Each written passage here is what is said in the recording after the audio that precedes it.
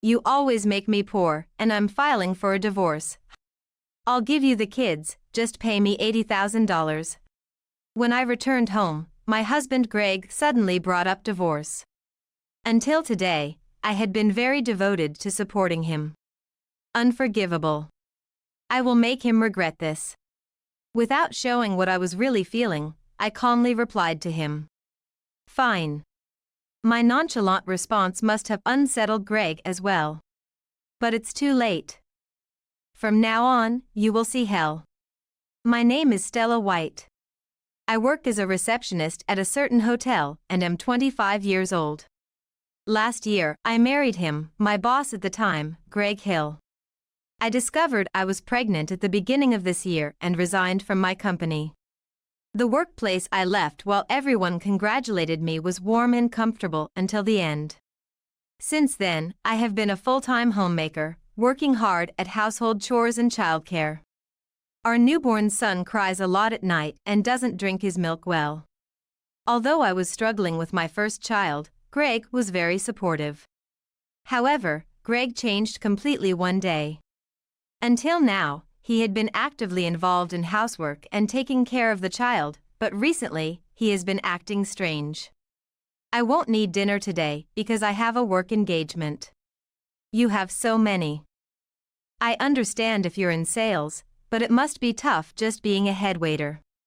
As managers, we need to communicate, even if we are in different departments. I'm off. When I was still working, we rarely had drinking parties every weekend. Moreover, he was like a head of the restaurant department. The monthly managers' meeting was held during working hours. It was unheard of for him to go drinking after work when our son was born. Yet, recently, this lifestyle had become the norm. I had convinced myself that the internal situation had changed since my time. However, this led to a certain action by Greg that made me distrust him. I'm home. Is the bath ready? Welcome back. It's ready. When Greg returned from the drinking party, he was unusually cheerful and seemed sober, which made me question his expression. Greg, you're supposed to be bad with alcohol, but you seem fine today. Huh? Yeah. I didn't drink much. Greg seemed greatly disturbed by my casual probing. And then, I noticed something else surprising. Instead of the smell of alcohol, I detected the scent of a woman's perfume. Usually, he would have a snack and a drink as soon as he got home, but this day was different. He immediately asked for a bath. At that moment, a sense of discomfort arose within me. You're usually forced to drink a lot and come home completely drunk. Today, there was no sales department head next to me. That's why. Don't sweat the small stuff. You should just worry about the house. People often express lies unintentionally through their words and actions, increasing negative phrases or speaking quickly. Greg often took a very domineering attitude. Hearing his words, I instantly sensed he was guilty of something. He continued to go out drinking, and often he would come home in the early morning. Greg is keeping something from me. I was convinced of this when Greg left for work without sleeping after coming home early in the morning. This is Greg's cell phone. Unusually, he had left his cell phone on the sofa, and I found it while debating whether to deliver it to him. Greg returned home and, seeing me with his cell phone, snatched it away with a look of disgust. What are you doing touching someone else's phone? Huh? I was just debating whether to bring it to you since you left it lying around. Shut up. You haven't been snooping through it, have you? While he quickly put the cell phone in his breast pocket, he glared at me with a look of contempt, confirming my suspicions. There must be something on the cell phone he didn't want me to see, and it would be risky to confront him about it now, especially if it involved another woman, as he might destroy the evidence. I haven't looked. I wouldn't stoop to that. What's with that tone? Who do you think feeds you? Know your place. Trying to assert dominance through force, Greg slammed his bag on the desk. The sound and his shouting intimidated me, as he sought to dominate through power. If I were alone, I would talk back and leave the house right now, but I couldn't with my precious son here. I didn't know what he might do if I did that. I need to endure. Endure and expose Greg's misdeeds. I clenched my fist tightly, desperately suppressing my anger with pain. Sensing my feelings, our son, who was sleeping in another room, woke up and realized I wasn't there. His desperate cries for me could be heard. Shut up. Go quiet him down now. Startled by his angry shout, my body jerked, and Greg's aggressive demeanor made me shrink back. How did our relationship get to this point? When we first married, none of this happened. But on reflection, I might have been blind. Signs of his behavior were apparent from the start. When we first married, he insisted that the toilet be cleaned after every use, no dishes be left in the sink, and that meals be eaten only after all the washing up was done and the inside was cleaned. All the meals and laundry Greg used, I cleaned up after. If shoes were dirty, he expected me to notice and clean them. I remembered arguing with him over these directives. The amount of housework had increased compared to when I lived at my parents', in addition to taking care of our son. Greg used to help at the beginning, but now he was like this. What did I get married for? I felt like I was doing more housework than a maid. I had reached my limit when this treatment came. I was mentally at my limit and wanted to divorce him. I wanted to take my son and flee this house immediately. As I was overwhelmed by these thoughts, a turning point came. Stella, what's this? It was about a month after I had begun investigating Greg's dealings. After putting my son to sleep and finally having a moment to myself, Greg showed me an image. It captured a fun coffee time with former colleagues from my previous job, with whom I had kept in good touch. What are you doing leisurely outside while I'm at work? I finished the housework, so I'm just stretching my legs with some coffee. What's wrong with that? Where's this money coming from?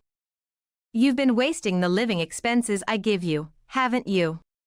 Greg, misunderstanding that I had been using the living expenses for non-essential things, didn't listen to my side and began shouting loudly. At that moment, our son, who was supposed to be asleep, woke up crying. The house was instantly enveloped in a tense atmosphere.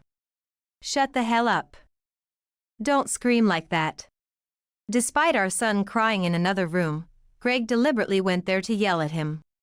At that moment, feeling the need to protect our son, I stood in front of the door in a defiant stance, determined not to let him pass. Back off.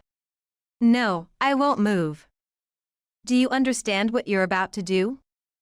You're about to yell at a newborn baby? Isn't that just insane? These past few days might have opened my eyes that had been blind. If I stay with this man, neither my son nor I will have a happy future. I want to leave right now. I have enough evidence to do so. Now, all I need to do is gather the funds to leave. Right now, I can't support my son on my own. First, I need to find a job.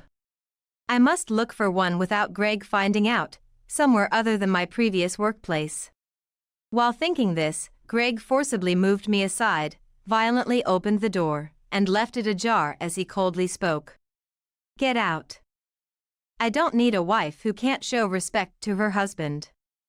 Pack your things and leave right now. Wait, what are you saying? Don't be ridiculous. Just get out. You're a pest in my eyes. After using my money without permission, how dare you speak to me like that? Who do you think you are? If you can speak so boldly, then I have no use for you. Take the kid and disappear quickly.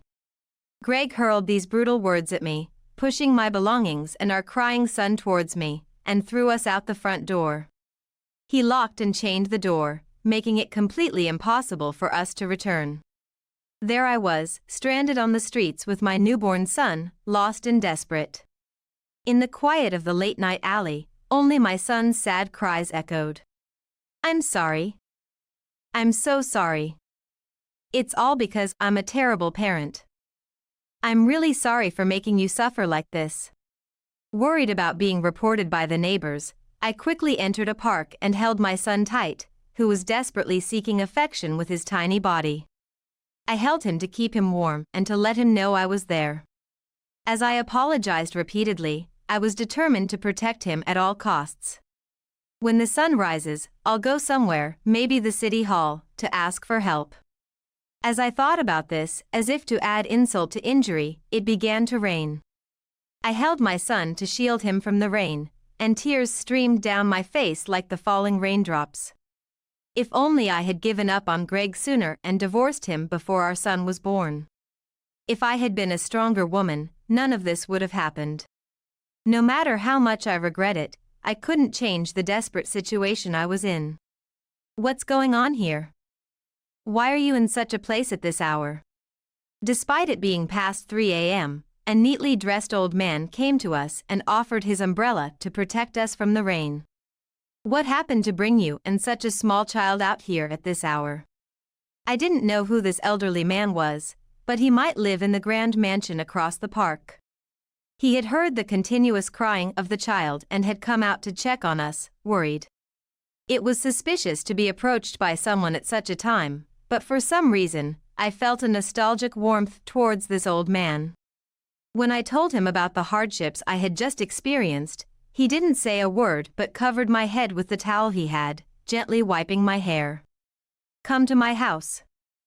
I have female servants, and I'll have them take care of you. It's too cruel to spend the night here with a baby. Moved by his kind tone and compassion, tears flowed uncontrollably.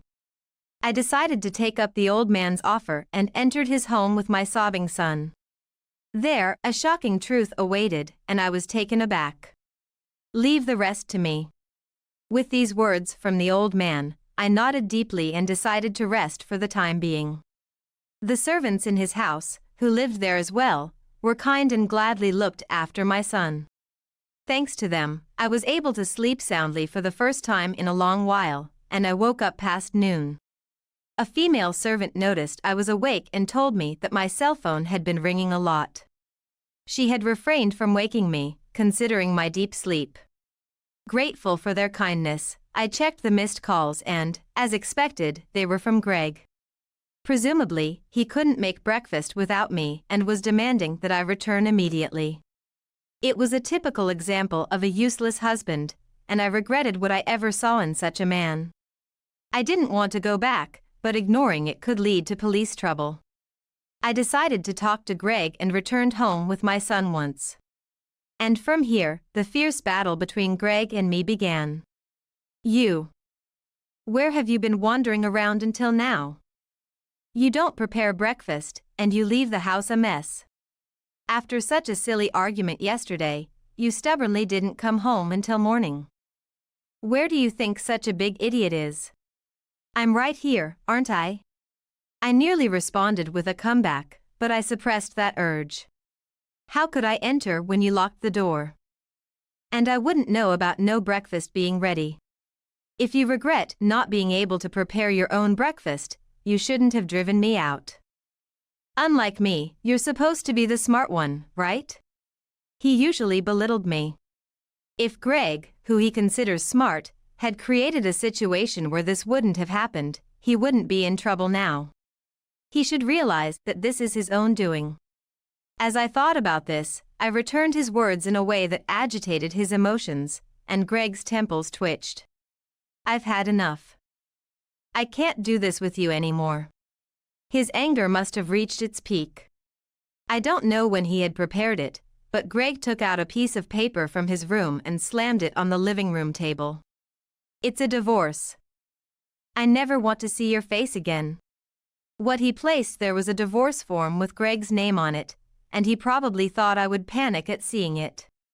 He thought he could make me apologize. That was what his expression seemed to reveal. But I wouldn't fall for such a tactic. I took a ballpoint pen and seal from a nearby shelf and signed without hesitation. Understood. You're unusually obedient. You have nowhere to go since you're unemployed and have no parents. What are you planning to do now? Despite his bravado, he seemed inwardly panicked, sweat lightly forming on his forehead, and his twitching mouth and expression said it all. Stupid man. While I despised him in my mind, I quickly packed the rest of my belongings. Not saying anything, huh? Well, good. This is refreshing. As I ignored his words and packed, Greg, who seemed carefree, delivered the final blow. You always make me poor, and I'm filing for a divorce. I'll give you the kids, just pay me $80,000. Perhaps because I didn't show any disturbance, Greg demanded an outrageous sum. I was utterly astounded inside. By shaking me up with money and provoking an argument, he thought he could dominate and manipulate me better, restricting my life more than ever while he freely enjoyed himself. Reading through Greg's transparent thoughts, I smiled broadly and quickly responded to him. Fine. Hearing this, Greg visibly shook and flustered. Do you understand what you're saying? $80,000? You can't possibly come up with such a large sum. Is that all you want to say? For now, I'll transfer it by the end of this month. Take care of the rest. Goodbye. Thus, the divorce between Greg and me was finalized. As Greg had demanded, I transferred a large sum of $80,000 to his account. I had realized he was cheating and had gathered evidence, but I had not considered demanding compensation from him.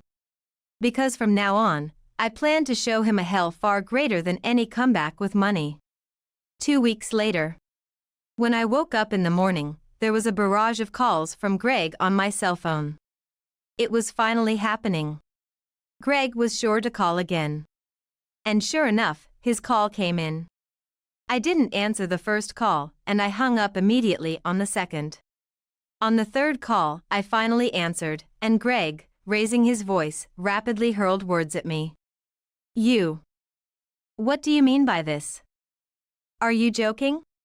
If I answered the phone on the first try, I'm sure I could keep my composure and manage the conversation smoothly.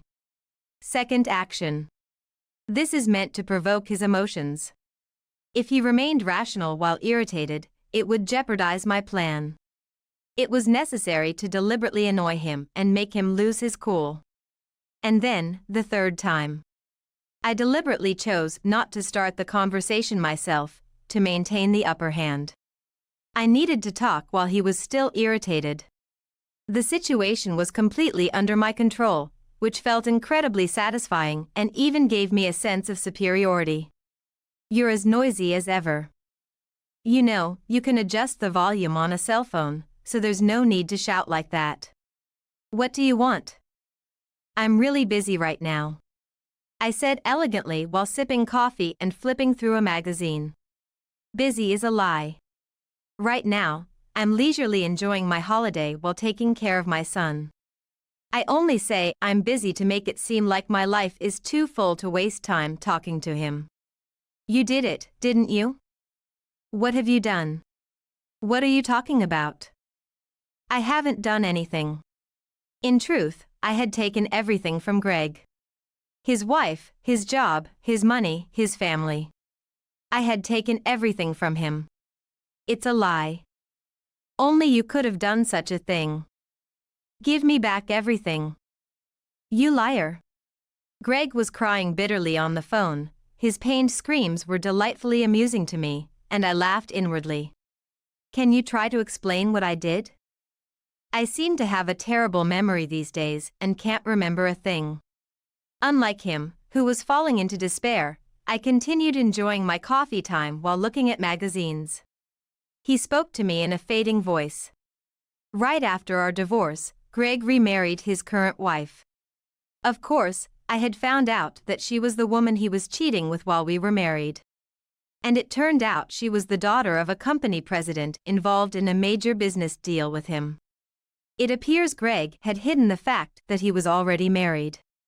And on the day he brought up divorce to me, it was discovered that she was pregnant. He needed to divorce me quickly and remarry her because she was a critical partner in the biggest deal among his clients. In his haste, Greg pushed for the divorce. According to plan, he successfully divorced me, but But that was the beginning of his tragedy. Firstly, he was told today that his wife wants a divorce and kicked him out of the house. The reason was that his prior marriage to me had been discovered. Furthermore, when his wife found out about my child, she was furious. She declared a demand for compensation and divorce, and in his panic, Greg lost his temper and lashed out at her. His parents had to intervene as he made a spectacle, causing both mental and physical pain to his wife, which was reported to his workplace. They were told they couldn't contract with his place of employment anymore, and he was fired from the hotel. It's clear where our priorities lie. They effectively told him, losing his wife and job in one day. Also, the losses meant that all of the $80,000 I had received from him went to compensation and compensatory damages to the company, leaving him penniless. The total loss was more than the $80,000, forcing him to deplete all his savings. Why does she know about my previous marriage? You're the only one who would do something like that. You took my happiness away. Craig was lashing out. I closed the magazine I was reading and decided to face him. His unrepentant demeanor deeply irritated me. I had intended to just listen and hang up, but even now, he hadn't reflected on his misdeeds. He didn't think it was self-inflicted. I couldn't stand it. Took your happiness? Everything is the result of your own actions. What goes around comes around. You cheated while with me, you were abusive to your wife, which led to your divorce, and you got fired because of your own actions. It's all your fault. What? You, lower than me, dare to lecture me like this? You must be busy because you can't even support a kid on your own. It's your punishment for dumping me. He must misunderstand that I work from morning to night.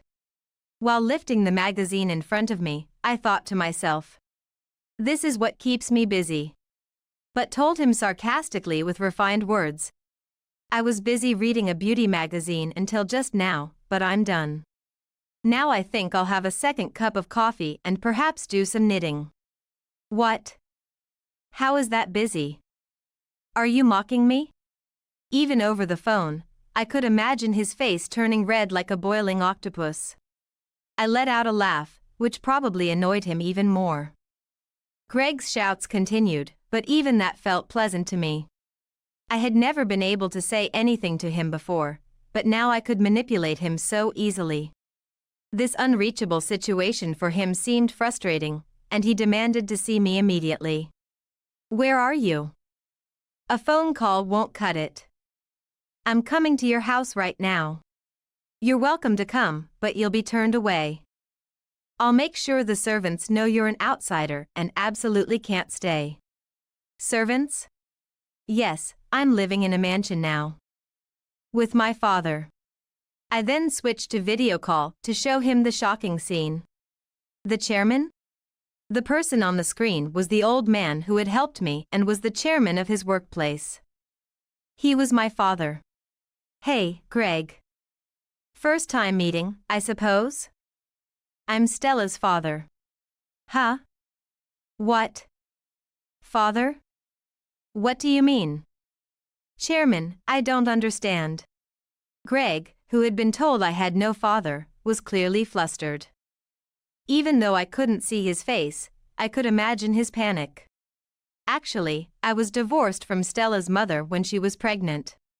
My mother and father had a romance despite being from different social standings. My father was the heir to a wealthy conglomerate, and my mother was a commoner, born to a family of regular office workers. My grandmother did not approve of their marriage, and it led to a massive family opposition. My father was disowned and left without anywhere to go because he couldn't get the marriage approved. Seeing this, my mother initiated the breakup and decided to have me, with the agreement that I would be recognized by the father. He didn't want the family name tarnished by an unapproved marriage but agreed to recognize the child. He provided child support every month. Her mother passed away a long time ago, actually. I always wanted to meet Stella and the others. But I was told to pretend I didn't exist in this world for her. It was too cruel to tell such a young child that her father couldn't be with her for these reasons. Last year, my mother passed away. It seems she asked my father to take care of me, and he has been watching over me from the shadows. I knew she was married because I was still at the company. But that day, when I saw Stella soaked to the bone in front of the house, it really shocked me. You were being taken care of by the chairman on that day? Yes. My father helped us when we were drenched. As I glared at him with a stern look, my father gently placed his hand on my back and supported me. You said I had no financial power, right? Too bad. I've taken over my father's company, and now I have a total asset of $13 million. I'm not the kind of person to fuss over $80,000. That was everything. The reason I wasn't shaken by the huge amount of $80,000 that day was because my father had discussed this proposal with me when he helped us. The woman in the photo is the daughter of my acquaintance. I will explain the situation to her partner and have them divorce him quickly. They are certainly intelligent people. I believe they will understand. Don't worry about any financial issues, I will take care of everything. Stella, you should put yourself and your child first. You're the precious memento left by your mother. I will never let you be unhappy. Be at ease. With these words from my father, I was able to easily agree to the divorce from him. The demanded amount was transferred without hesitation. So, all this time, we've had you innocently rolling around in our hands. Have you finally understood? Silly boy. It's ridiculous to think you were ever smart. I said, laughing through my nose, and he had no response. He was crestfallen. He felt cornered, I could tell, and in this hopeless situation, he simply had to back down. Thus, our fierce battle with him ended. From then on, Greg never interfered with our lives again. Years later, my son became an elementary school student. Surrounded by my father and son, I continued to lead a fulfilling life, both in my career and private life. The servants were kind to us, and I finally felt I had gained the warmth of a family.